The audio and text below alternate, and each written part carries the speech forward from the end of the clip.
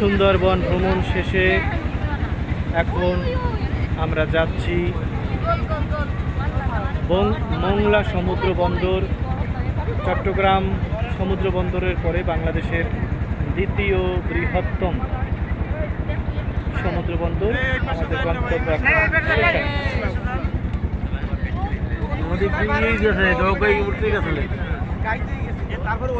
এই যে সেই সুন্দরবন।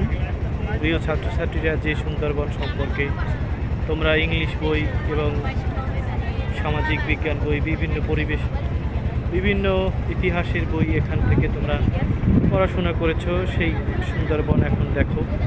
আমরা সুন্দরবনের যে কোল ঘেঁষে যে নদী, সেই নদী দিয়ে এখন আমরা যাচ্ছি। আমাদের শিক্ষা সফর চলছে।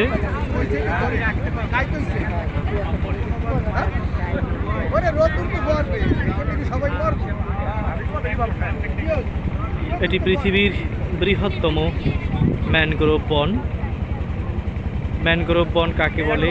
লবণাক্ত পানিতে প্রাকৃতিকভাবে যে বন গড়ে ওঠে এবং যেগুলোর শিকড় অগভীর মাটির খুব নিকট ভিতরে যায় না এবং যার শিকড়গুলো উপরে জালের মতো ছড়িয়ে ছিটিয়ে থাকে, সেগুলো কি বলা হয়? ম্যানগ্রোভ। এটি পৃথিবীর সবচেয়ে বড় পৃথিবীর বৃহৎ ম্যানগ্রোভ এবং এটি জাতিসংঘের ইউনেস্কো কর্তৃক বিশ্ব ঐতিহ্য হিসেবে এটাকে স্বীকৃতি দেওয়া হয়েছে।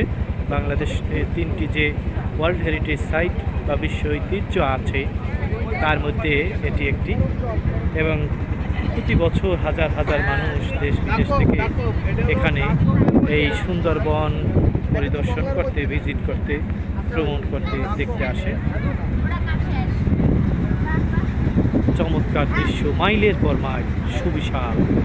এবং আমাদের এই সুন্দরবনের আসলে একটা অংশ ভারত নিয়ে গেছে। আমাদের যদি শক্তি থাকতো তাহলে আমরা শক্তি প্রয়োগ করে ভারতের উপরে আমরা বাকি 40% যেটা ভারত সুন্দরবন নিয়ে গেছে সেটা আমরা উদ্ধার করতাম